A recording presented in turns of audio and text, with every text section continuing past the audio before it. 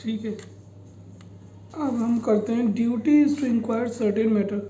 तो A B C D ई, यहाँ पे ड्यूटी है, ऑडिटर की ड्यूटी है टू इंक्वायर सर्टेन मैटर, तो ए बी सी डी ई करता है वो उसमें। तो ए फॉर अकाउंट्स एडवांसेस जो लोन्स एंड एडवांसेस दिए हैं कंपनी में वहाँ prejudicial to the interest of the company है। Loans and advances made on securities have been properly secured, क्या वो प्रॉपर्ली सिक्योर्ड है?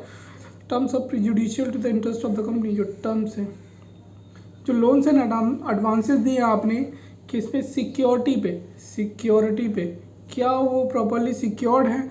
और जो उसकी टर्म्स है क्या prejudicial to the interest of the company है? ये हो गया A B C D E. A for B for books of account, जो C books of account shows merely books of entries. जो ट्रांजेक्शन है merely represented by books entries prejudicial to the interest of the company. जो transaction है सिर्फ represented करती हैं books of entry से और प्रिजुडिशियल है to the interest of the company. A B, फिर सी आते हैं। सी फोर आता है तुम्हारा class of transaction. C four companies, अगर कोई कंपनी जो क्या नहीं है, इन्वेस्टमेंट कंपनी नहीं है, बैंकिंग कंपनी नहीं है, आप उसकी एसेट्स को कम पे लेके, एसेट्स को ज़्यादा पे लेके कम पे बेच रहे हो। Where a company not being investment company or banking company, whether is assets consisting of shares, उसकी एसेट्स क्या है? शेयर्स हैं, debentures and other securities sold at a price less than a purchase price, where a company not being investment company, क्या वो investment company नहीं है? Weather, क्या उसकी एसेट कंसिस्टिंग ऑफ शेयर्स, मतलब ना तो इन्वेस्टमेंट कंपनी है ना वो बैंकिंग कंपनी है, बस वो शेयर्स है, उसकी एसेट्स हैं, and debentures and other securities sold at a price other than less than purchase price. A B C हो गया। और डी फॉर डिपॉजिट, क्या आप डिपॉजिट शो कर रहे हो? किसको? लोन्स एंड एडवांसेस को। Whether loans and advances shown as deposit, क्या वेदर लोन्स एंड एडवांसेस आप डिपॉजिट शो करें? A B C D E. E four expenses आप दिखा रहे हो रिवेन्यू नेचर के, whether personal expenses showing as revenue expenses, whether the personal expenses charge to revenue account, क्या आप वो दिखा रहे हो? क्या दिखा रहे हो?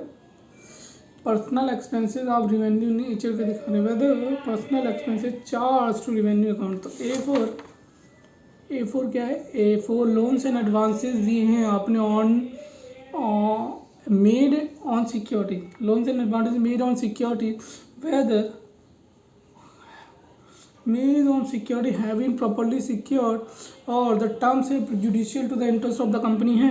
दूसरा जो transaction A B for books, जो transaction mainly represented by books of entries, transaction mainly represented by books entries prejudicial to the interest of the company. C for companies, ना तो not being a banking company and investment company, and shares debenture और other securities comprises as assets sold at a price less than the purchase price, whether they sold the price less than the purchase price, whether it's assets, क्या उसकी asset consisting करती है shares and debentures और sold at a price less than the purchase price. A B C D आप loans and advance, whether the loans and advances shown as a deposit, क्या आप loans and advances, whether loans and advances shown as a deposit. A B C D E whether personal expenses charge in revenue account, whether personal expenses charged in revenue account,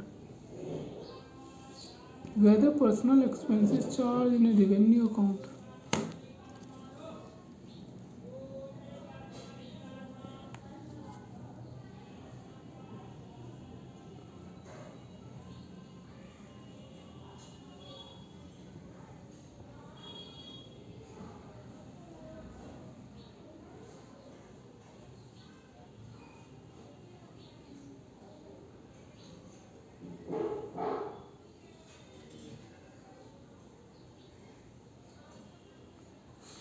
whether shares of company has been allotted for cash.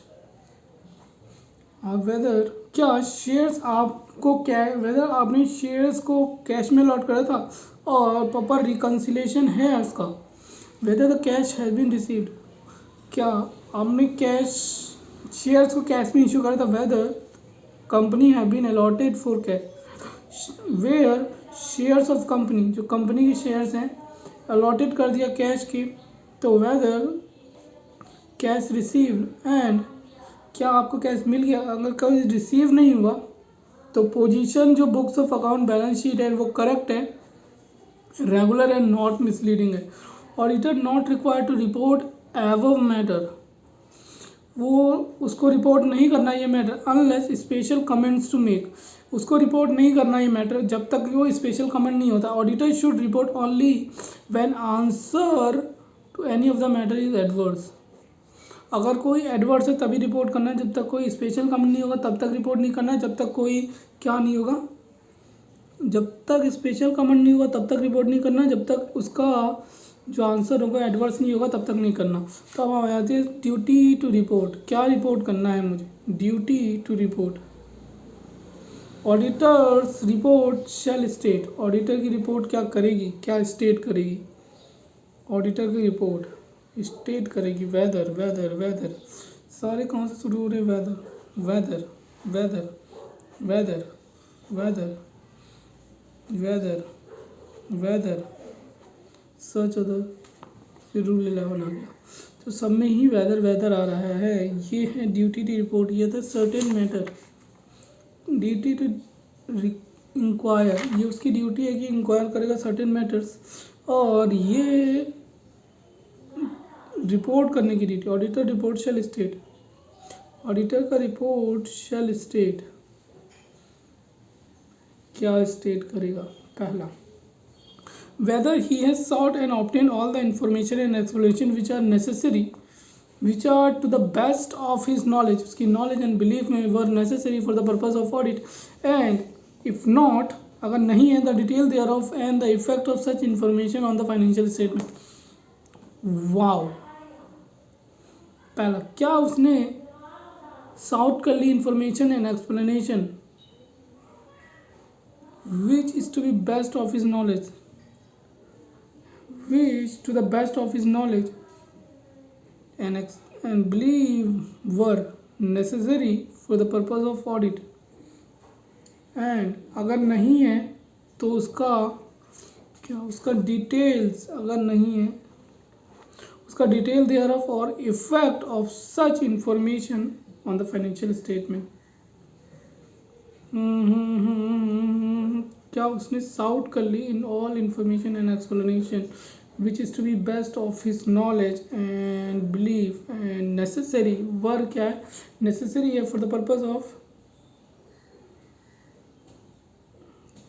Of his audit, and if not, the detail thereof and the effect of such information on the financial statement.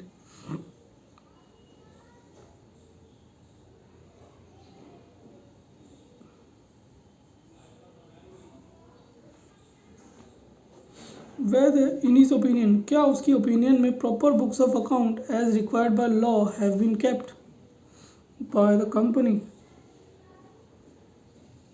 whether in his opinion, क्या उसकी opinion में proper books of account as required by law have been kept by company.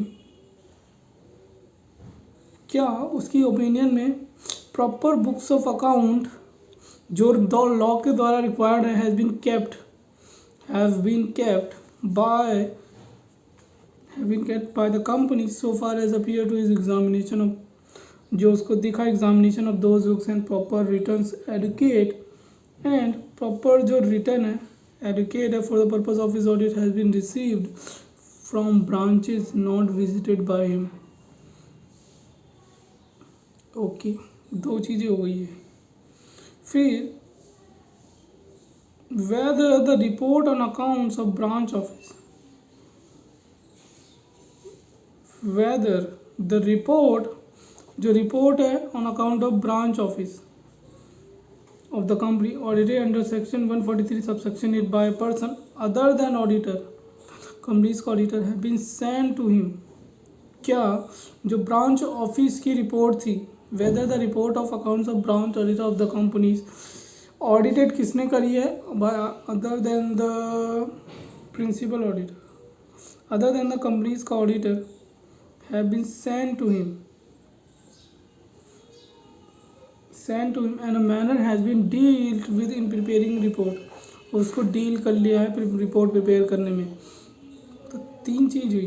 पहली, हमने साउट कर ली information explanation जो मेरी best of knowledge में necessary for the purpose of audit, and क्या कर दिया उसे. और जो नहीं है मतलब क्या नहीं है तो details hereof an effect of such information on the financial state.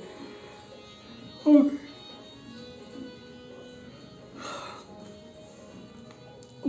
whether the proper books of account is required by law has been kept by the company so far appear for examination of those books, जो उसकी examination में दिख रही है, and the proper returns adequate for the purpose of his audit have been received from branches not listed by him.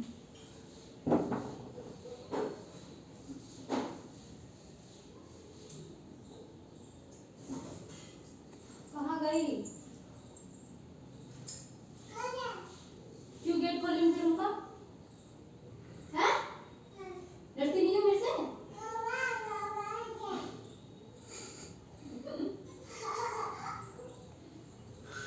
Whether the companies की balance sheet and profit and loss, whether the report of branch office, जो branch office की report है, उस branch office की report है उसने जिसने audited by of the company, branch office of the company, branch office जो कंपनी की है, audited by other than the companies auditor have been sent to him, उसने सेंड कर दी उसको, and the manner he deal in it's preparing, और उसने deal कर लिया, he has deal with in preparing of report.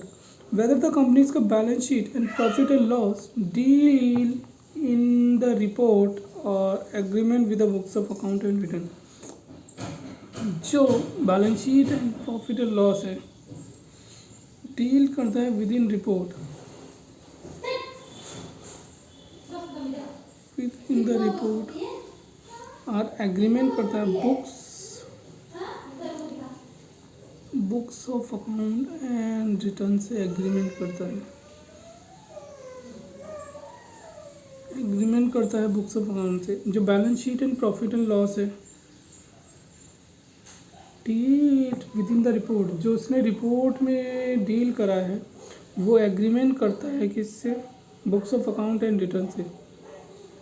Companies का balance sheet and profit and loss deal with in the report, जो उसने रिपोर्ट में डील करा है, क्या, balance sheet and profit and loss, जो उसने balance sheet and profit and loss report करा है with in the report, deal करा है with in the report,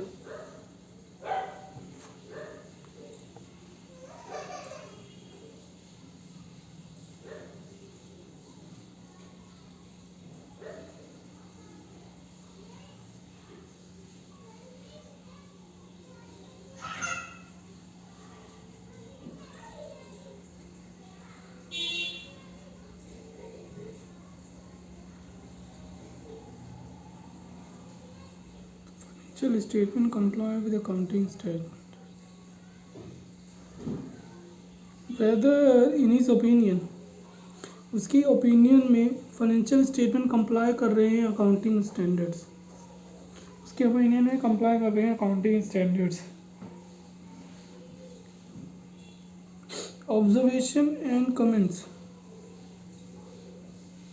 of the auditor on the financial transaction or matter which have adverse effect functioning of company. उसकी report में क्या है, observation and comment है auditor के ऑन द फाइनेंशियल ट्रांजैक्शन और matter which have adverse effect on functioning of the company. Whether कोई भी director is disqualified है फ्रॉम बीइंग अपॉइंट होने से अंडर सेक्शन 164 सबसेक्शन 2, क्या कोई डायरेक्टर डिस्क्वालिफाइड है from being appointed under section 164 subsection 2, और कोई एनी क्वालिफिकेशन रिजर्वेशन और adverse remark relating to maintenance of accounts, qualification reservation और एडवर्स रिमार्क किससे relating to the maintenance of account, whether the company has adequate internal financial control, क्या उसकी internal financial control है with reference to financial statement in place and operating effectiveness of such, whether the companies का adequate financial control with in reference, company का adequate financial control with in reference of और such other matter as may be prescribed. Okay, समझ गया।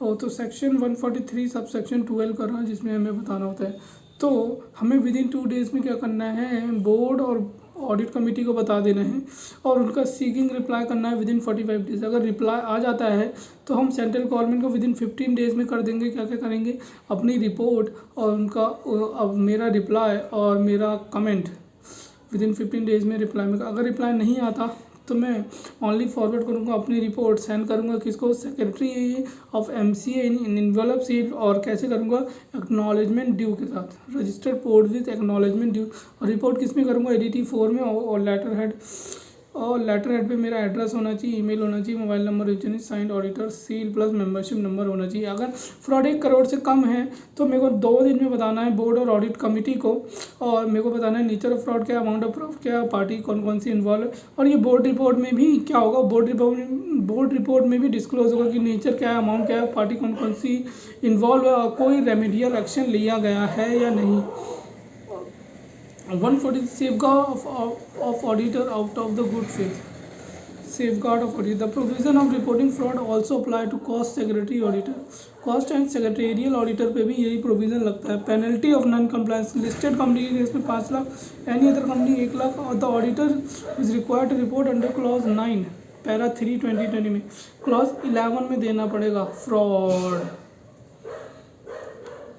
12th class की निधि था तो ये 11 है। अच्छा, निधि से पहले फ्रॉड कर दिया आपने, इससे पहले ही फ्रॉड कर दिया, ठीक है। एक उसको देखना पड़ेगा क्या लिखा। हाँ, on whether any fraud by company और on any fraud on the company, या तो कंपनी के द्वारा हुआ, ये कंपनी ने किया, हैज़ बीन नोटिस और रिपोर्टेड ड्यूरिंग, इफ़ येस अगर हाँ कर दिया तो nature and amount involve to be indicated. ये क्लॉज 11 है। क्या कोई फ्रॉड हुआ है, क्या कोई फ्रॉड हुआ है बाय द कंपनी और any fraud on the company notice और रिपोर्टेड ड्यूरिंग, यस अगर है तो नेचर एंड अमाउंट बता दो। तो फिर अब यहाँ आ गए हम audit of branch of accounts, ये हमारा कंप्लीट हो गया है। अभी तो फाइनल का भी आया नहीं है। यहाँ पे 147, चलो audit of branch of account section 128 क्या कहता है, every company shall keep at registered office books of account. Books of account कहाँ पे रखना है, रजिस्टर्ड ऑफिस पे रखना है। And financial statement that give true and fair view as per the accrual basis plus double entry system. Accrual basis पे होनी चाहिए, डबल एंट्री सिस्टम होती है, कैश बेसिस नहीं बोलता, अक्रूवल बेसिस बोलता है। ध्यान रखिए, ये एमसीक्यू में कहीं पे देखा था मैंने, अक्रूवल बेसिस बोलता है, डबल बेसिस नहीं बोलता, डबल एंट्री सिस्टम नहीं बोलता, सिर्फ अक्रूवल बेसिस बोलता है, ठीक है।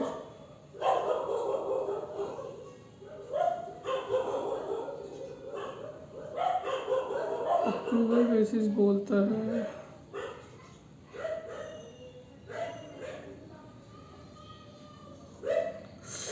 If kept at any other place, अगर किसी अदर प्लेस पे रखा है इन्फॉर्म करो आरओसी के विद इन 7 डेज में। अगर किसी और जगह पे रखोगे तो बता दो आरओसी के with in 7 days.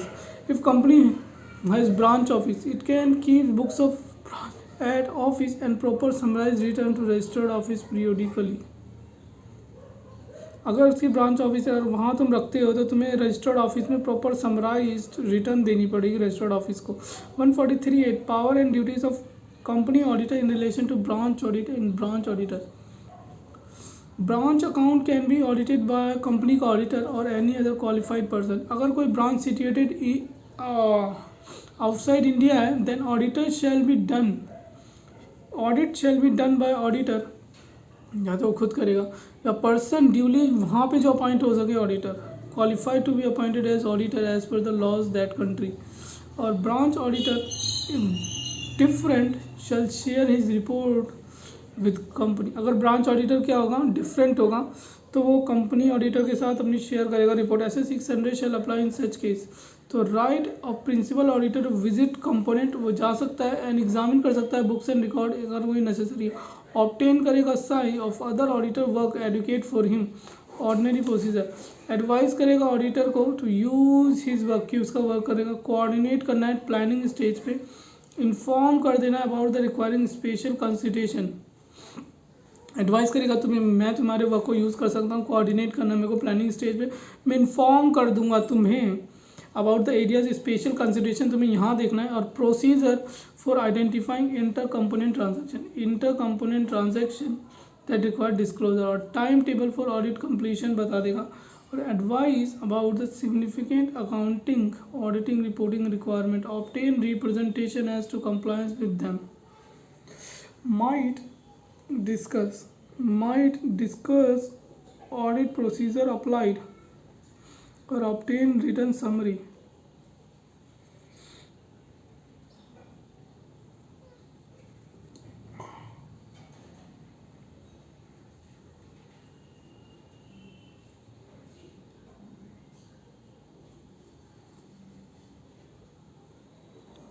Might discuss audit procedure applied or obtain written summary.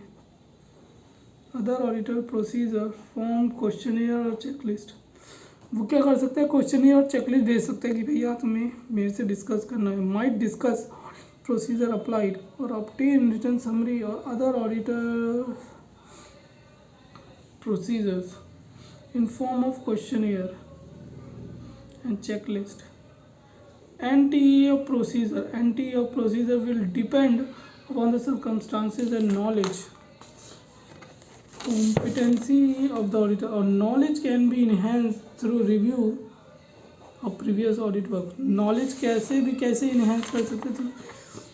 और NTE of procedure depend on the circumstances of engagement and knowledge about other auditor.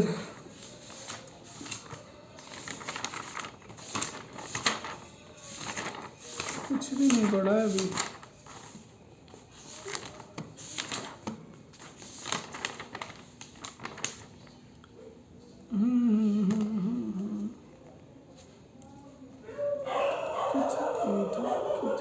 तो cost audit section 148 cost audit. Cost audit क्या होता है, cost audit किस पे applicable होती है. Cost audit जिसका टर्नओवर 75% से ज़्यादा फॉरेन करेंसी में आता है और जो खुद कैप्टिव कंजप्शन नहीं जनरेट करता है, इलेक्ट्रिसिटी जनरेट करता है कैप्टिव कंजप्शन के लिए, वो उसको कॉस्ट ऑडिट नहीं करानी. और एक प्रोडक्ट से आपका आ रहा है 25 करोड़ से ऊपर और एक प्रोडक्ट से आ रहा है आपको 25 करोड़ से ऊपर और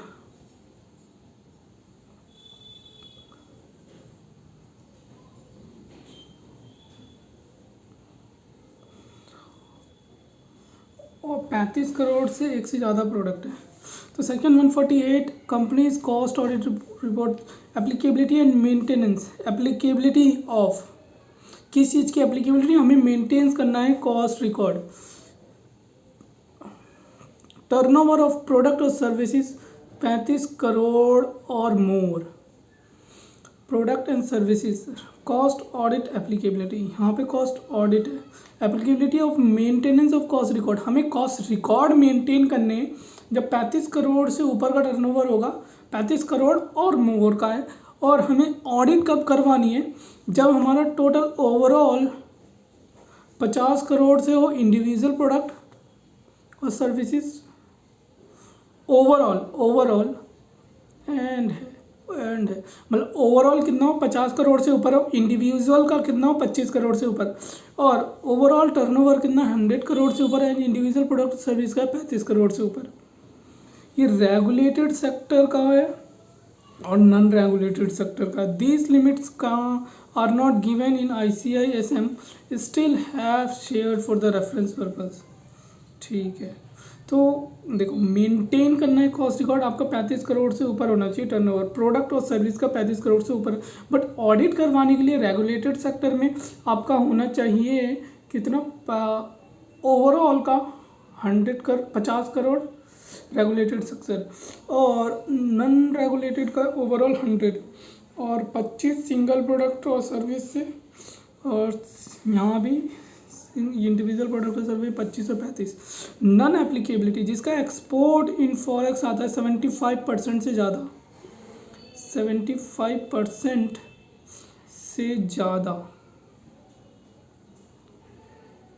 75% से ज़्यादा ऑफ टोटल रेवेन्यू का 75% से ज़्यादा आता है। और ऑपरेटिंग फ्रॉम SEZ, कहाँ से ऑपरेट कर रहा है, SEZ से, कहाँ से ऑपरेट कर रहा है, SEZ से। Engage in generation of electricity and captive consumption, SEZ से ऑपरेट कर रहा है, 75% से ज़्यादा रेवेन्यू आता है, टोटल रेवेन्यू फॉरेक्स से आता है। और engage in generation of electricity generate for captive consumption through captive generating plant. Rule 5, every company जो कवर्ड है रूल 3 में मेंटेन करेगा कॉस्ट रिकॉर्ड इन CRA 1 में। Who can be cost accountant appointed by companies auditor can be cost auditor. कारो clauses, कारो का clause कौन सा, कॉस्ट रिकॉर्ड क्लॉज 6।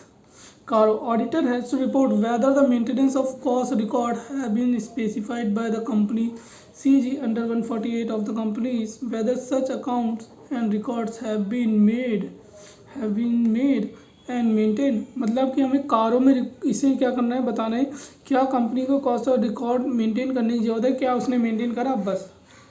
और अपॉइंट करना है क्या, ऑडिटर को within 180 days from commencement of financial year. यही हाँ वो CNAG करता था सब्सिक्वेंट ऑडिटर के केस में। अभी मैं दिखा देता हूँ, पहले पेज पे government company subsequent auditor CNAG within 180 days from commencement of the year, और ये भी commencement of financial year.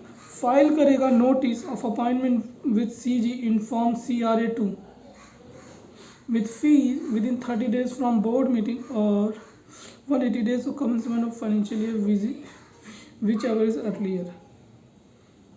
Appointment का नोटिस फाइल करेगा, मान ले 1 अप्रैल को ही हो गई तो विदिन 30 डेज तो 30 अप्रैल तक कर देगा।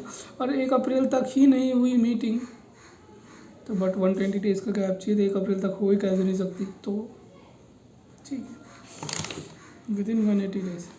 Cost auditor shall continue till the expiry of 180 days from the closure of financial year or till submission of audit report। Cost auditor कब तक रहेगा, कंटिन्यू करेगा टिल एक्सपायर। अच्छा इसमें से ज़्यादा इसलिए नहीं पूछता कि आता नहीं। ऑडिट रिपोर्ट सबमिट करेगा CRA 3 में within 180 days of closure of financial year and board. Company within 30 days of receipt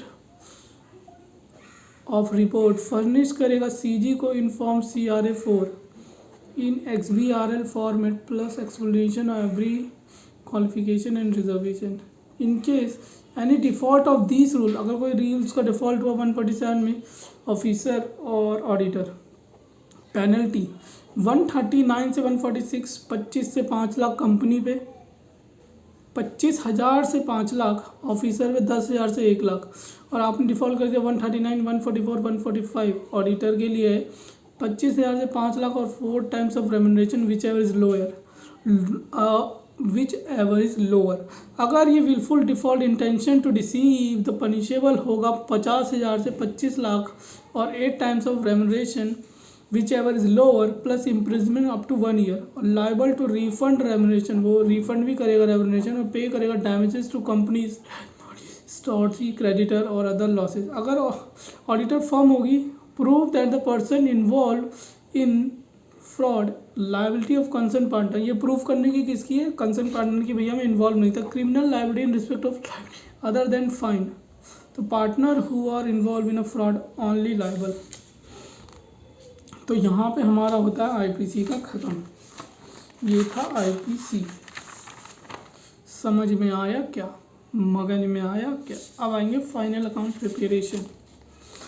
री ओपनिंग ऑफ ट्राइब्यूनल 8 साल तक कान बी ओपन बियॉन्ड, तो इतना सा लिखा है इसने। Voluntary revision of financial statement by board NFRA, punishment for non compliance to check and review, audit of dividend, right of dividend, power to register LLP, फिर यहाँ पे ख़त्म होता है। तो स्टिल अभी भी 1 घंटा लग जाएगा आपको, तो इस हिसाब से देखो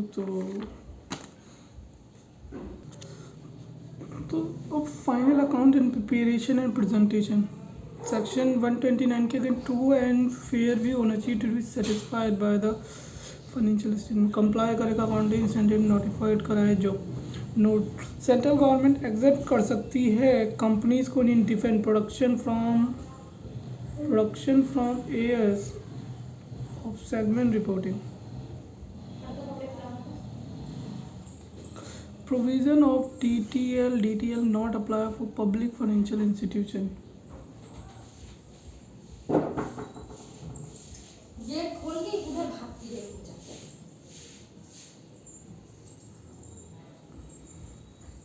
Is NBFC in business of infrastructure financing leasing 75% of revenue from जाएगी बड़े पापा के रूम में कपड़े के साथ क्या जाती है। CG has exempted companies in different production from AS of segment reporting.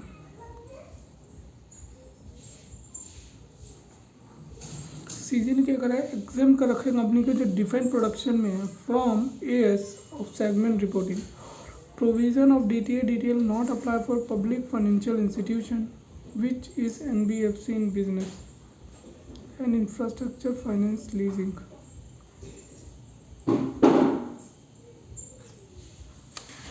Government companies board to lay before every AGM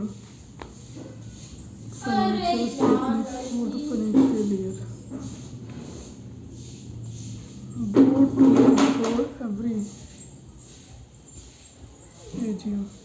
reopening of accounts on court और ट्राइब्यूनल ऑर्डर, तो वो 8 साल तक रीओपन कर सकते हैं। कंपनी शैल नॉट रीओपन और recast unless application by CG, income tax authority, SEBI, regulatory body. Company नहीं क्या नहीं कर सकती, रेगुलेट नहीं कर सकती।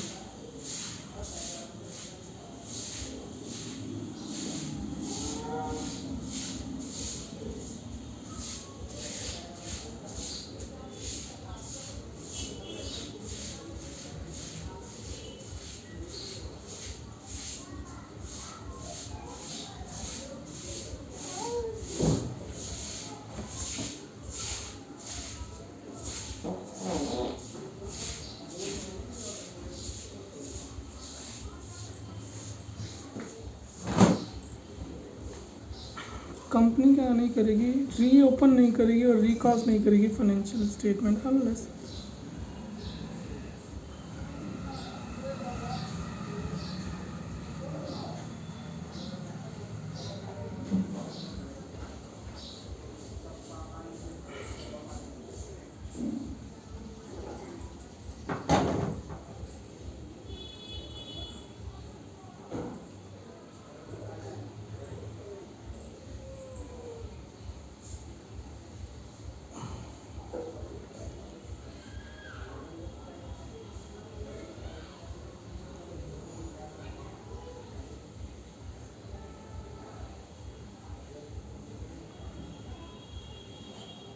तो कंपनी शेल नॉट, कंपनी क्या नहीं कर सकती, कंपनी रीओपन और रिकास्ट नहीं कर सकती फाइनेंशियल स्टेटमेंट।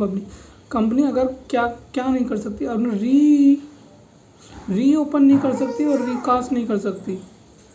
कंपनी क्या नहीं कर सकती, रीओपन और रिकास्ट नहीं कर सकती financial statement unless application by CG income tax authorities से भी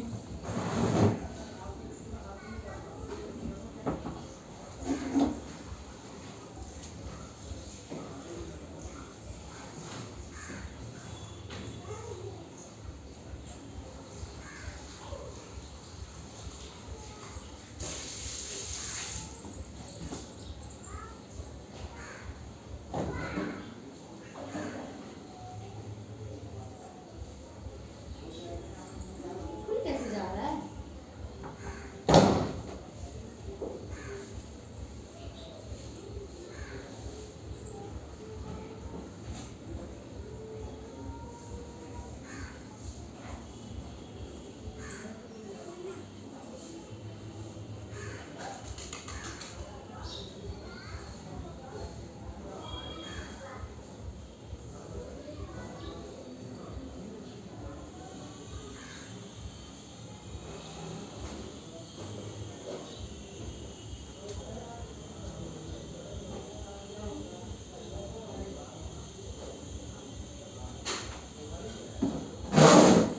ठीक है।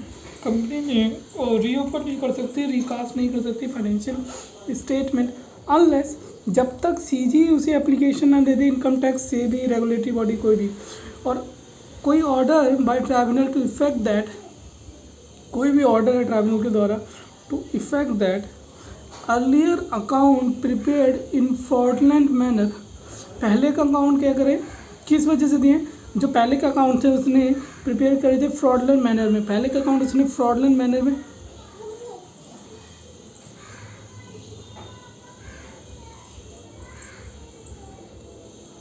पहले के अकाउंट उसने फ्रॉडलेंट मैनर में प्रिपेयर करे थे और affair of the company mismanaged हुई थी, casting doubt on reliability of financial statement. पहले के अकाउंट जो थे उसने क्या करे थे,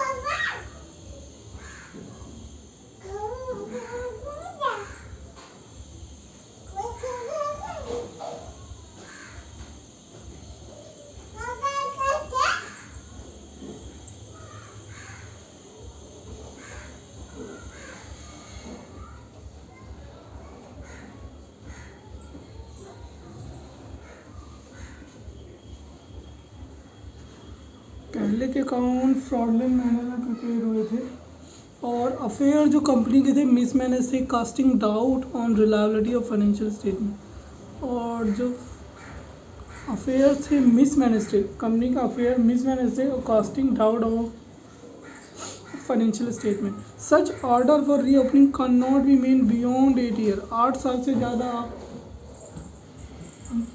रीओपन नहीं कर सकते immediately preceding current financial year। Section 131 voluntary revision of financial statement of both, कितने साल, 3 साल से। अगर हम रिवीजन कह रहा था कि ये कंपनी रिकास्ट और रीओपन नहीं कर सकती और जब तक कि कोई सीजी इनकम टैक्स से भी रेगुलेटरी बॉडी से एप्लीकेशन ना आए।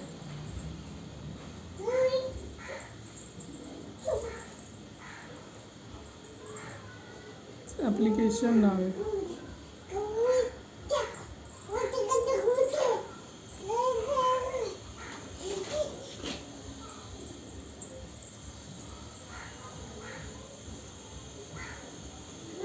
Such order reopening can made beyond 8 years.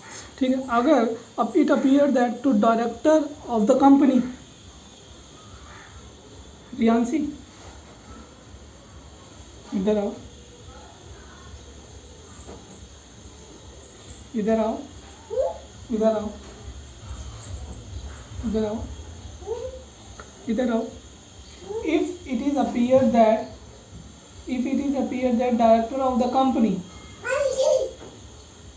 if it is appear that director of the company that financial statement or board report, क्या लगता है डायरेक्टर कंपनी के डायरेक्टर को लगता है जो फाइनेंशियल स्टेटमेंट और बोर्ड रिपोर्ट कंप्लाई नहीं कर रही सेक्शन 129 और सेक्शन 134 का, फाइनेंशियल स्टेटमेंट 129 और बोर्ड रिपोर्ट 134 का कंप्लाई नहीं कर रही, फाइनेंशियल स्टेटमेंट और बोर्ड रिपोर्ट क्या नहीं कंप्लाई कर रही सेक्शन 129 134, तो वो कर सकते हैं, प्रिपेयर कर सकते हैं रिवाइज फाइनेंशियल स्टेटमेंट और board report of any preceding 3 financial year, any preceding 3 financial year को रिवाइज कर सकते हैं आफ्टर ऑब्टेनिंग ट्राइब्यूनल के अप्रूवल, बट उसमें भी ट्राइब्यूनल की अप्रूवल लगेगी, और copy of tribunal order file with ROC, और copy of tribunal order file with ROC.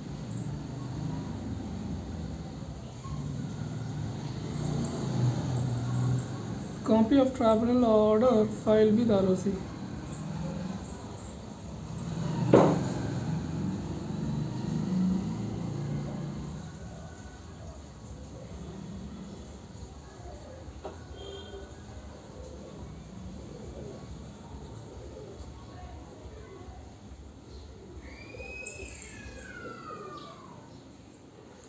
ठीक है, ये है वॉलेंट्री रिवीजन, 3 साल से ज़्यादा नहीं कर सकता आपको, उसमें भी ट्राइब्यूनल का क्या लेना पड़ेगा, अप्रूवल लेना पड़ेगा, और वो अप्रूवल आरओसी का आपको फाइल करनी पड़ेगी। National financial reporting authority NFRA, अब हम नेक्स्ट टॉपिक पे आ गए। एनएफआरए, एनएफआरए क्या होता है, एनएफआरए क्या होता है, एनएफआरए यांसी national financial reporting authority, national financial reporting authority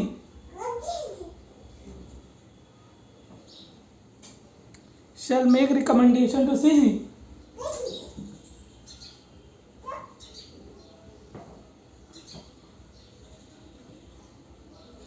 क्या एनएफआरए क्या करती है, एनएफआरए रिकमेंडेशन देती है किसको, सीजी को, on formation and laying down accounting and auditing policies and standards. NFRA क्या देती है, रिकमेंडेशन देती है, एनएफआरए रिकमेंडेशन देती है किसको, सेंट्रल गवर्नमेंट को, NFRA recommendation to central government, NFRA recommendation to central government, वो रिकमेंडेशन देगी सेंट्रल गवर्नमेंट को किस पे, formulation and laying down accounting and auditing policy, और मॉनिटर करेगी and enforce the compliance, enforce the compliance.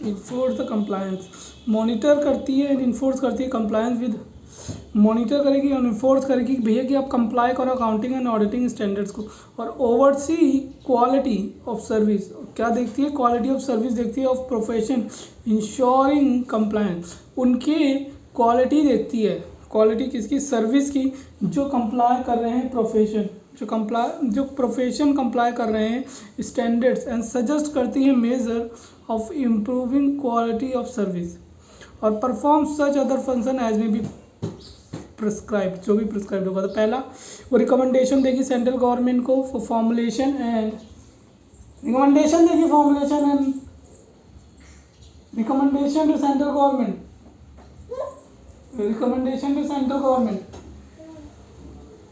Recommendation to central government,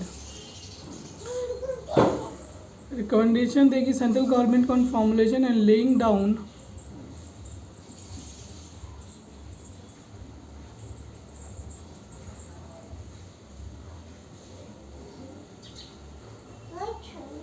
recommendation to central government को देगी formulation and laying down the accounting and auditing principle and policies, फिर उसको क्या करेगी, oversee करेगी quality of service of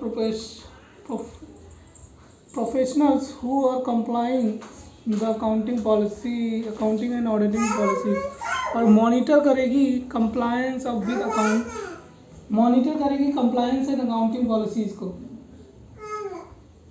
monitor and enforce compliance with accounting policies और perform करेगी other function. Applicability कौन कौन सी कंपनी पे एप्लीकेबल होता है? लिस्टेड कंपनीज पे एप्लीकेबल होता है। Listed companies, Riyansi, hello Riyansi, hello Riyansi, hello Riyansi, how are you, how are you Riyansi, hello, hello. Listed companies में एप्लीकेबल होता है। अनलिस्टेड पब्लिक कंपनी जिसका paid up share capital 500 crore और मोर है, टर्नओवर 1000 करोड़ और मोर है, लोन्स डिपॉजिट डिवेंचर 500 करोड़ और मोर है, लोन डिपॉजिट एंड 500 करोड़ और मोर।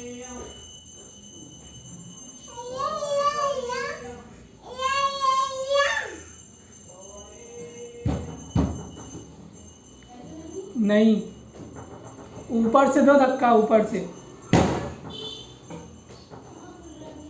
ऊपर से धक्का दो ना।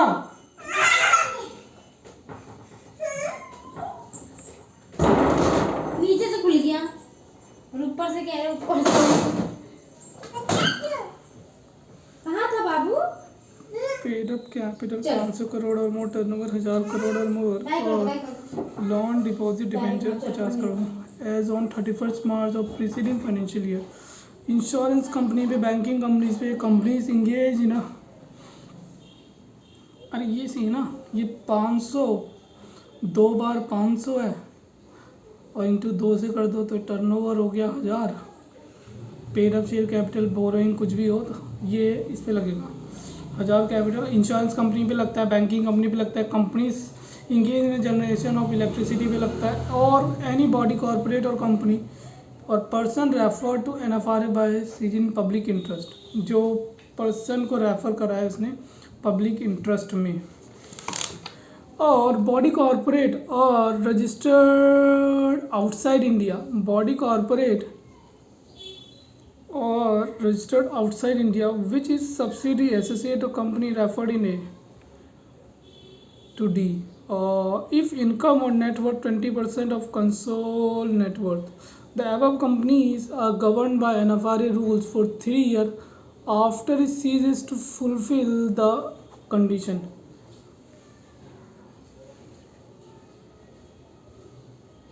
Company not governed by NFRA will inform NFRA about the auditor's appointment within 15 days of NFRA. Every auditor referred in Rule 3 shall file a return with NFRA on or before the 30th November every year.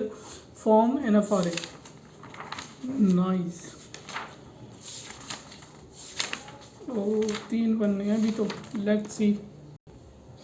Punishment for non compliance, जो company है officer है, अभी हमने यहाँ पे जो पढ़ा था NFRA 1 उसको फाइल करना है जो NFRA का कंप्लाइन नहीं करा विद इन 15 डेज। जब ऑडिटर को अपॉइंट कर देगा with in 15 days, about auditors appointment with in 15 days. और जो ऑडिटर रेफर्ड रूल 3 में है जो है उसको फाइल करना है NFRA ऑन और बिफोर 30 नवंबर एवरी ईयर NFRA 2 में, मतलब NFRA जिस पे अप्लीकेबल हो रहा होगा उसका ऑडिटर हर 30 नवंबर को फाइल करेगा, और जिस पे अप्लीकेबल नहीं हो रहा होगा उसमें कंपनी फाइल करेगी NFRA 1 में।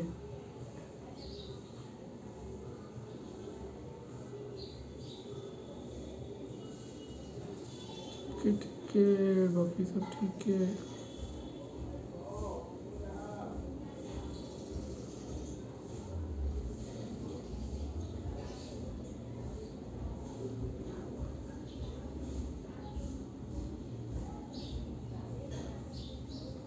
Punishment for non compliance, company officer auditor, company पे ऑफिसर पे ऑडिटर पे section 450 of companies act up to 10K + 1000 per day in case of professional or other misconduct. मतलब कंपनी पे ऑफिसर पे और auditor पे अगर आपने नॉन कंप्लायंस करा तो up to 10K + 1000 per day impose of penalty 1 lakh extend to 5 times of fee received individual के केस में, 5 lakh extend to 10 times of fee received firm के केस में, और डीबार मेंबर और फर्म फ्रॉम, आपको मेंबर और फर्म को कर देगा, डीबार कर लिया जाएगा, आपको अपॉइंट नहीं करनी है दे ऑडिटर और इंटरनल ऑडिटर, और परफॉर्म वैल्यूएशन अंडर सेक्शन 247 भी नहीं कर पाओगे। 4 मिनिमम 6 मंथ मैक्सिमम 10 ईयर। भाई साहब गलत बात है, इतनी तगड़ी पेनल्टी दे रहे हो। अब कि हमने पेनल्टी देख ली है तो चेक करेंगे ट्रू एंड फेयर, वो क्या देखेंगे, बैलेंस शीट और P&L किसके शेड्यूल 3 के हिसाब से होना चाहिए। एसेट्स ना ओवर वैल्यूड है ना अंडर वैल्यूड हो, लाइबिलिटीज़ ओमिटेड नहीं होनी चाहिए, एसेट्स भी ओमिटेड नहीं होनी चाहिए, और in the charge on assets, और कोई भी चार्ज होगा एसेट्स पे तो उसको डिस्क्लोज करना है, कोई मटेरियल लाइबिलिटी ओमिटेड नहीं होगी, एसेट्स ओमिटेड नहीं होगी, assets neither under value nor over values, और P&L ऑफ शेड्यूल 3 के बैलेंस शीट प्रिपेयर करोगे according with part 1 of schedule. अच्छा, profit and loss schedule 3 balance sheet schedule 3 के अकॉर्डिंग, पार्ट 2 आता है ऑफ शेड्यूल 3 और ये पार्ट 1 आता है। ये बैलेंस शीट के लिए बड़ा वाला पार्ट है, P&L के लिए छोटा वाला पार्ट है, और अकाउंटिंग पॉलिसीज आप फॉलोड कर रहे हो कंसिस्टेंटली, और ऑल अनयूजुअल एक्सेप्शनल और non recurring item have been disclose कर रहे हो separately. Unusual non recurring all unusual exceptional और non recurring item have been disclose separately. क्या कर रहे हो, डिस्क्लोज कर रहे हो सेपरेटली, डिस्क्लोज कर रहे हो सेपरेटली।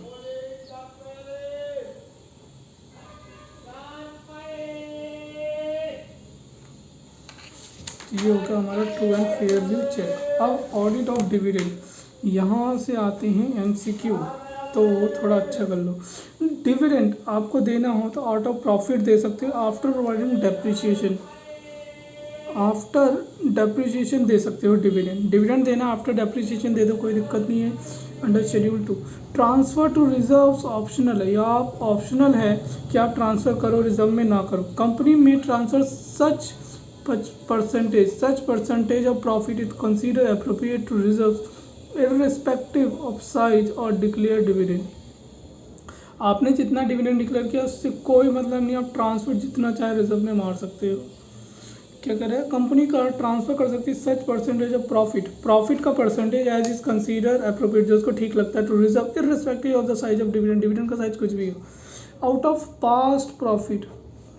इट अगर करंट प्रॉफिट इनएडिकेट है, करंट प्रॉफिट 1 लाख का है, आपको 5 लाख का डिविडेंड देना है, तो लास्ट ईयर का प्रॉफिट ले सकते हो। It may be declare out of past profit, आप पास्ट प्रॉफिट से दे सकते हो। Dividend only from free reserves, क्या हो सकता है, सिर्फ फ्री रिजर्व से डिविडेंड दोगे। Dividend include interim dividend which can out of profit of that financial year.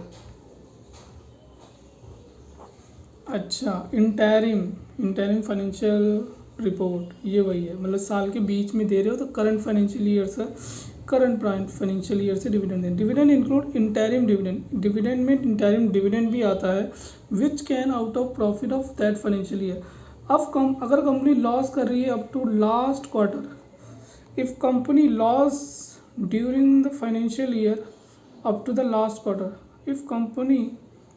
If loss during financial year up to last quarter, आपको 3 क्वार्टर निकल चुके हैं, तीनों क्वार्टर में लॉस चल रहा है, तो रेट ऑफ डिविडेंड क्या होगा, average of preceding 3 financial year, rate of dividend क्या होगा,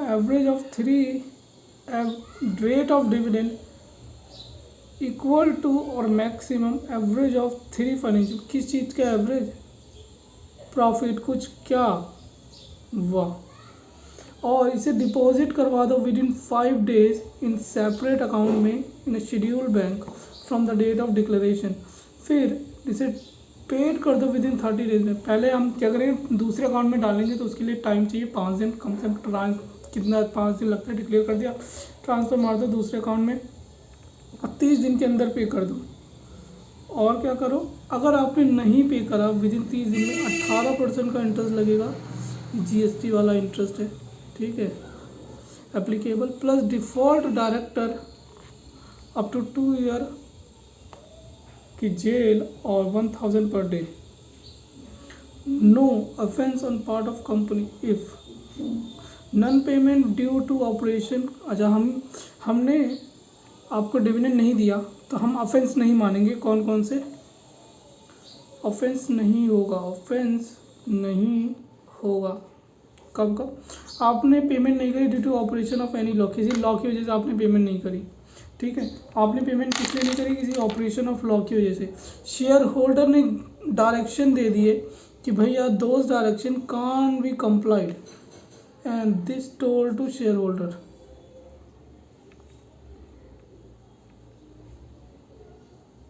shareholder given direction and those direction can't be complied। क्या कर रहा है? शेयर होल्डर ने क्या कर दिया? डायरेक्शन दे दिया and those direction can't be complied, हम उसको कंप्लाइड नहीं कर सकते।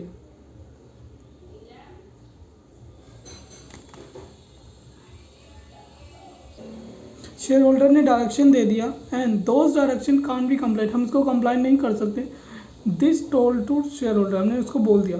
Dispute regarding right to receive, ये पता ही नहीं है कि देना किसको है, किसको मिलेगा डिविडेंड, यही नहीं पता। Dividend adjusted lawfully against some due from shareholder, dividend क्यों क्या एडजस्ट कर दिया लॉफुली। अच्छा, जो ड्यू था लॉफुली, आप उसको किसी बंदे को देने थे गवर्नमेंट को, उसने बोलते रहने दे, हमें दे देते, उसको मत दे। और any other reason not due to fault of company, any other reason not due to fault of company.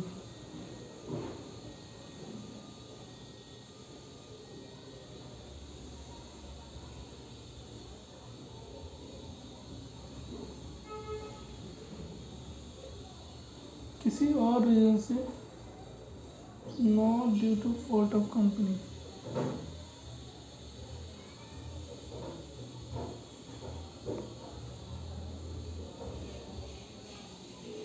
If authorized by articles, may pay in proportion of paid up amount of shares।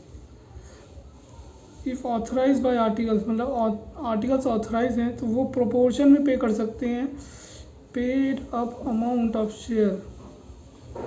If authorise by articles, अगर ये authorise से में in proportion of paid up amount of shares, मतलब नहीं समझा। Board में deduct amount receivable by company account of calls while paying dividend. Board क्या कर सकता है? डिडक्ट कर सकता है अमाउंट जो कंपनी को लेना है ऑन अकाउंट ऑफ कॉल्स पे लेना है वाइल पेइंग डिविडेंड, मतलब उसको कंपनी को डिविडेंड देना है तो वो क्या कर सकती है? कंपनी को डिविडेंड देना है, उससे शेयर होल्डर से कॉल मंगवानी है तो वो नेट ऑफ करके दे सकता है। अगर कोई डिविडेंड डिक्लेयर करा after balance sheet date but before financial statement approved, balance sheet के बाद but before financial statement approve for the issue के लिए, तो check that the dividend is not recognise as liability as per AS4 and Ind AS 10। उसे देखो कि भैया उसे लायबिलिटी ना रिकॉग्नाइज करियो। Check that the dividend has not been recognise as liability as per AS4 और Ind AS 10 after balance sheet. अच्छा, event after the reporting period but disclose has been made in the notes. अच्छा, ये stand बोलता है कि event occurring after balance sheet date, आपको पता है कि हमें डिविडेंड देना है तो उसे लायबिलिटी मत दिखाओ, उसे नोट्स में दिखा दो, वो आपकी लायबिलिटी नहीं है। एक पत्ता, दो पत्ता, तीन पत्ता।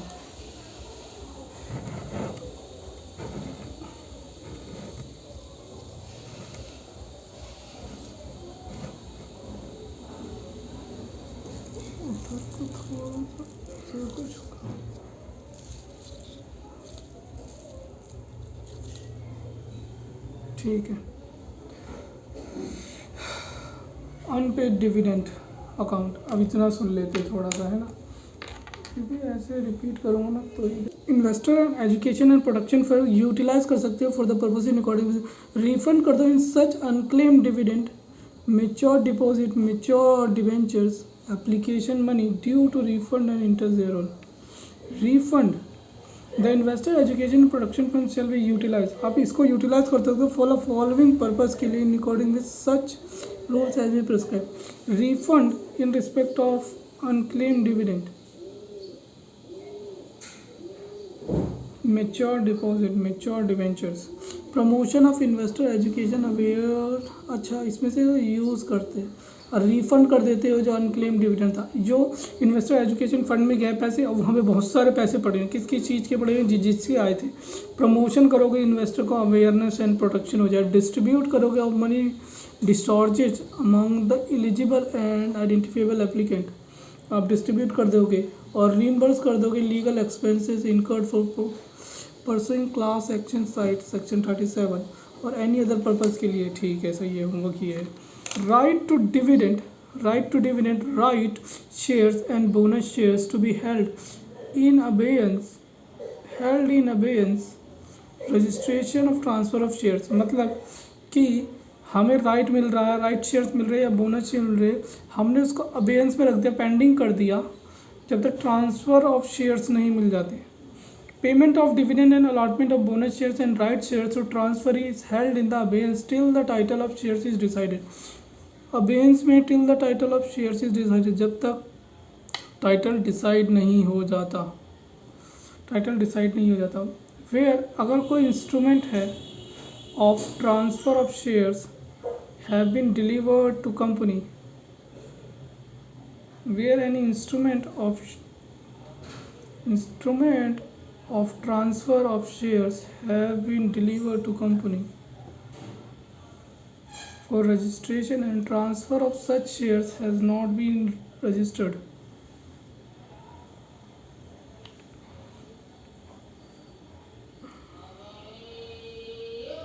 and transfer of such shares has not been registered,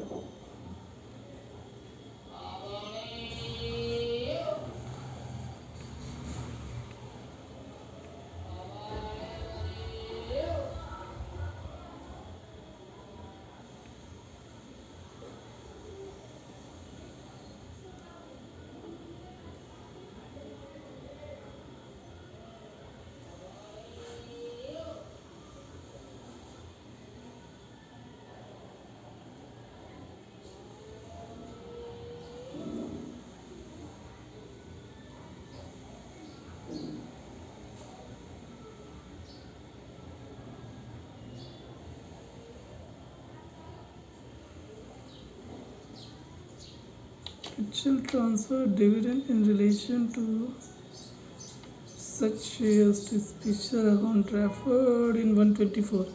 Unpaid dividend account unless company authorized by a registered holder such shares in writing to pay such dividend to transferee is specified such instrument of transfer. Further, company shall also keep in abeyance in relation to such shares an officer of right shares and issue fully paid up bonus shares.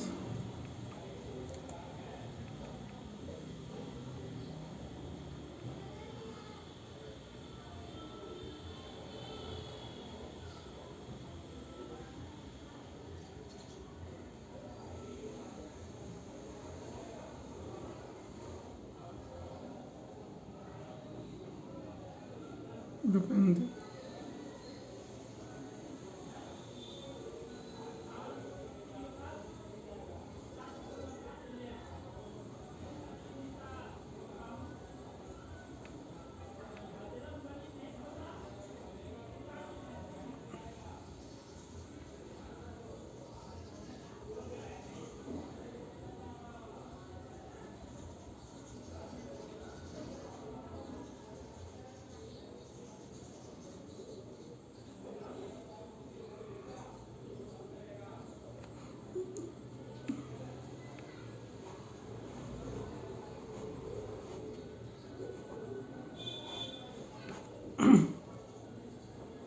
Okay, जो power हम registered of members को क्या कर सकते हैं, close कर सकते हैं, और डिवेंचर होल्डर और अदर सिक्योरिटी होल्डर के रजिस्टर को क्लोज कर सकते हैं। मैक्सिमम 45 डेज का में एक साल में 45 डेज तक क्लोज कर सकते हैं। अगर एक बार में आपको 30 दिन तक क्लोज करना है तो आपको क्या करना पड़ेगा, आपको प्रायर नोटिस देना पड़ेगा 7 days, such lesser period as may be specified by SEBI for a listed company or companies intended to get securities listed.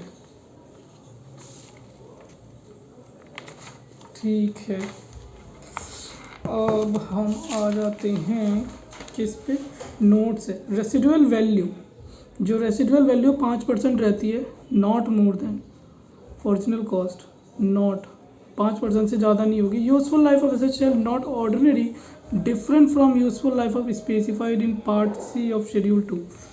Useful not जरूरी नहीं है डिफरेंट होनी चाहिए, जरूरी नहीं है डिफरेंट होनी चाहिए in part C to schedule 2. If assets is used for double shift, if asset is used for double shift, if asset is used for, अगर डबल शिफ्ट कर रहे हो तो आप डेप्रिसिएशन भी डबल हो जाएगा, इंक्रीज बाय 50%। अच्छा, एसेट्स यूज़ कर रहे हो तो इंक्रीज बाय, डबल शिफ्ट में यूज़ कर रहे हो 50% इंक्रीज होगा, और ट्रिपल शिफ्ट में यूज़ कर रहे हो तो ट्रिपल शिफ्ट में होगा तो 100% प्लस हो जाएगा, और डबल शिफ्ट में प्लस 50%। समझ गए? Calculated on the basis of 100% on the period. Non provision of tax in the accounts, the ICA has taken a note that the fact there is a practice relevant whereby companies do not make provision for tax even when such liability is anticipated। आप क्या कर रहे हो, liability anticipated है फिर भी provision नहीं बना रहे। इट हैज़ एक्सप्रेस दैट, उसने एक्सप्रेस करा overall consideration relevant to provision of law, सारे लॉ को कंसिडर करते हुए non provision of tax would amount to contravention of provision of section 28 129 of companies act. अगर आप प्रोविज़न नहीं बनाओगे तो 128 129 का क्या हो जाएगा, कॉन्ट्रावेंशन हो जाएगा। Accordingly it is necessary for the auditor to qualify his report and such qualification. अगर किसी ने प्रोविज़न नहीं बनाया तो क्या करेगा, अपनी रिपोर्ट को क्वालिफाई कर देगा। Should bring out the manner which accounts don't disclose a true and fair view. क्या नहीं, शुड ब्रिंग करना चाहिए, और द मैनर, हमें मैनर को बाहर लेके आना चाहिए, in which accounts does not disclose true and fair view of the state और affair of the company and the profit और loss of the company, the profit और loss of the company. An example,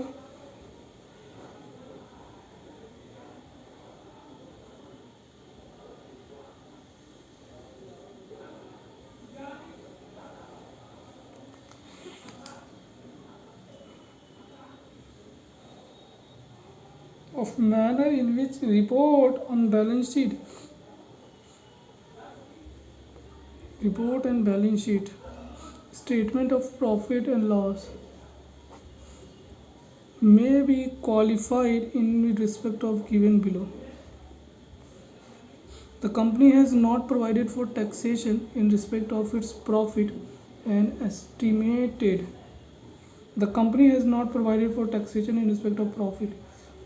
Aggregate amount of taxation not provided, क्या आकाश कर रहा है? तो मतलब LLP को required maintain books of account maintain करनी है, जिसमें क्या लिखा हो, जो उसने मनी रिसीव करी और जो उसने एक्सपेंस करा LLP ने, और matter in respect of which receipt and expenditure takes place, और कौन सा उसका मैटर, कौन कौन सा इनकम आई है, किस मैटर्स के रिलेशन में आई है, कौन से गई एक्सपेंस किया है, किस मैटर के रिलेशन में किया है।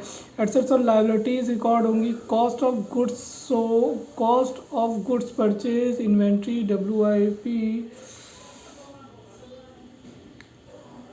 WIP, finished goods and COGS, any other particulars which partners may decide.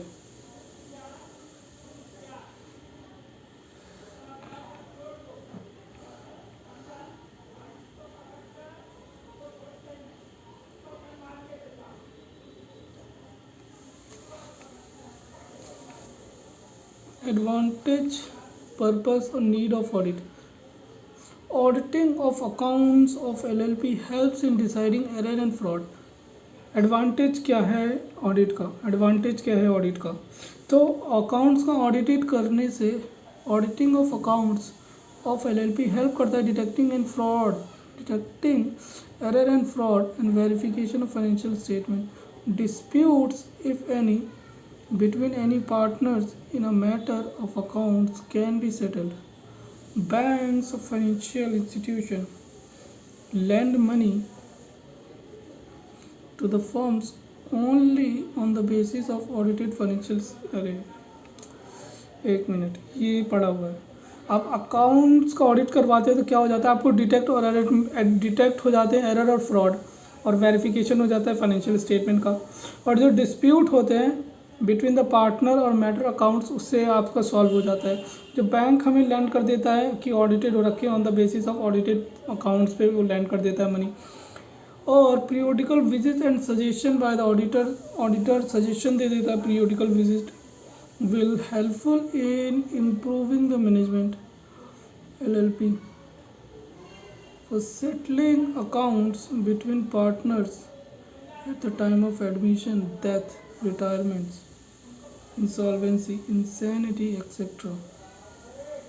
Audited accounts are accepted by those concerned who have, मतलब अभी और है क्या, oh no,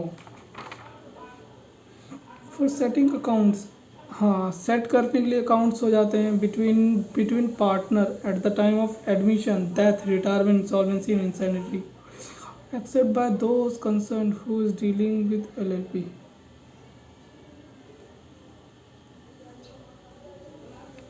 फिर अब हम आते हैं इसमें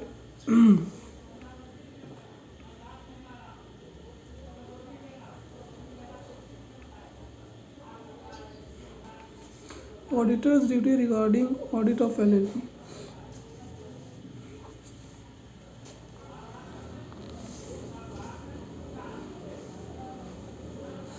The auditor should, ऑडिटर की ड्यूटी क्या है रिगार्डिंग LLP? ऑडिटर को क्या करना है, define instruction in writing. The auditor क्या करेगा, get define instructions in writing as work to be performed by him. The auditor should mention, उसको मेंशन करेगा whether records of the firm correct and reliable, क्या reliable है, whether he is liable to obtain all information and explanation necessary to his, he has, क्या वो obtain कर सकता है necessary information, और क्या कोई रिस्ट्रिक्शन वाज इम्पोज करी थी उस पर, क्या कोई रिस्ट्रिक्शन इम्पोज करी थी उस पर।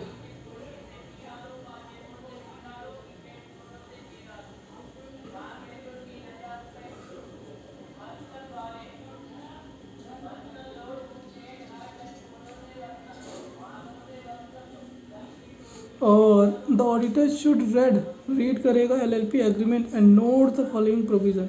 नेचर ऑफ बिजनेस है, नेचर किसका, बिजनेस का, अमाउंट, कैपिटल में कंट्रीब्यूटेड कितना अमाउंट करा है हर एक पार्टनर ने, interest in respect of additional capital contributed, आपने एडिशनल कैपिटल कंट्रीब्यूट करी तो कितना इंटरेस्ट मिलेगा, एक बार फिर से बोलो। नेचर ऑफ बिजनेस क्या है, और हर एक पार्टनर ने कितना कंट्रीब्यूट करा है, अगर वो एडिशनल कंट्रीब्यूट करता है तो उसको कितना इंटरेस्ट मिलता है, ड्यूरेशन ऑफ पार्टनरशिप कितनी है, ड्राइंग्स अलाउड है पार्टनर को, सैलरीज, कमीशन एक्सेट्रा पेबल जो पार्टनर को, borrowing power of LLP, drawings allowed है, जो सैलरी निकाल रहा है, कमीशन और other salaries, commission payable etcetera payable है पार्टनर को, ड्यूरेशन कितना हो गया पार्टनरशिप का, राइट्स एंड ड्यूटीज़ क्या है पार्टनर्स की, method of settlement of accounts between the time of admission, retirement and admission, method क्या होगा डिस्प्यूट सेटलमेंट ऑफ अकाउंट्स का, कौन सा मेथड होगा सेटलमेंट्स ऑफ अकाउंट्स का, और कोई loans and advances bye partners, profit sharing ratio क्या है, कोई भी लोन्स एडवांस करा है पार्टनर ने, कोई लोन एडवांस करा है पार्टनर से, अगर पार्टनर मेंटेन करता है minute book, he shall refer it for any resolution passed recording to accounts, अगर कोई पार्टनर मेंटेन करता है minute book, he shall refer it, auditor को उसे रेफर कर लेना चाहिए, for any resolution pass regarding the accounts, कोई भी पास करा होगा तो। एडवांटेज पढ़ लिया आपको, फ्रॉड मिल जाते हैं, डिस्प्यूट मिल जाते हैं, लैंड कर देता है मनी, और विजिट सजेशन मिल जाते हैं, improving setting accounts between partners.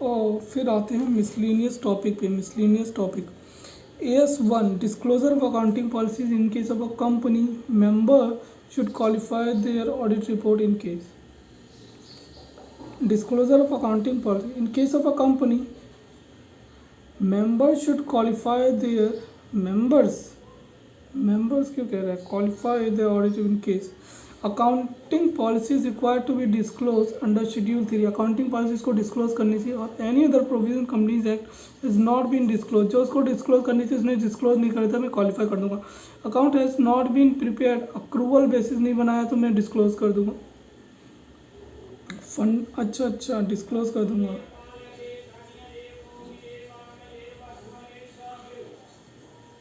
Fundamental accounting concept not followed अगर आपने फॉलो नहीं करा तो वो भी डिस्क्लोज कर देना इनफैक्ट फाइनेंशियल स्टेटमेंट और accounting policy required to be disclose under schedule 3 और अदर प्रोविजंस जो उसको डिस्क्लोज करना था उसने डिस्क्लोज नहीं करा और जो उसको नहीं करना था अगर उसने अक्रूवल नहीं फॉलो करा तो उसको डिस्क्लोज करेगा account has not been prepared on accrual basis or the fundamental assumption concern followed not disclosed and proper disclosure regarding changes in accounting policies have not been made proper disclosure नहीं दिया proper disclosure accounting policy not been made और देखते हैं क्या बोलता है अब ये लास्ट टॉपिक है इसका कारो बच जाएगा इसके बाद और वो तो करना ही है चलो एक बार देख लेंगे 3 पेज का है अभी तो मैं इसको पढ़ नहीं सकता मैं वो पढ़ लूँ पहले ये कर देता हूँ देखिए financial statement include consolidated financial result approved by board before being signed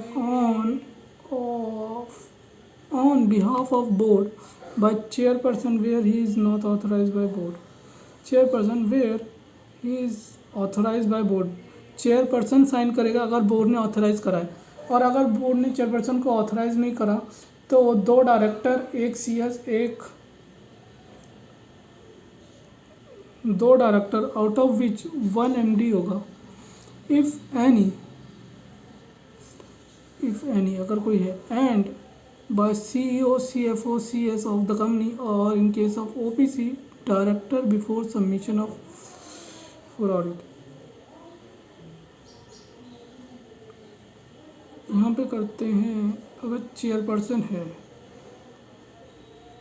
chairperson करता है और CEO CFO एंड CS अगर चेयरपर्सन नहीं है तो दो डायरेक्टर इसमें से एक MD होगा और यहाँ पे CEO CFO एंड CS इसमें से कोई एक करेगा chairperson where he is authorised by board और 2 directors out of which 1 shall be MD if any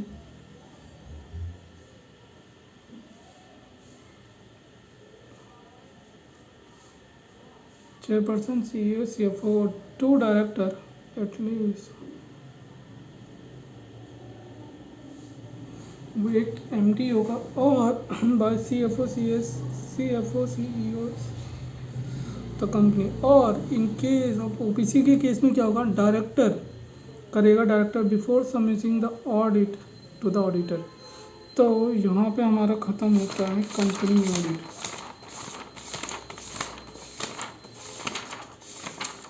भाई साहब कैसे बोल रहा है इतना छोटा सा है ये तो पड़ा हुआ था तो ये हालत हो गई चलो अब हम यहाँ पे बंद करते हैं रिकॉर्डिंग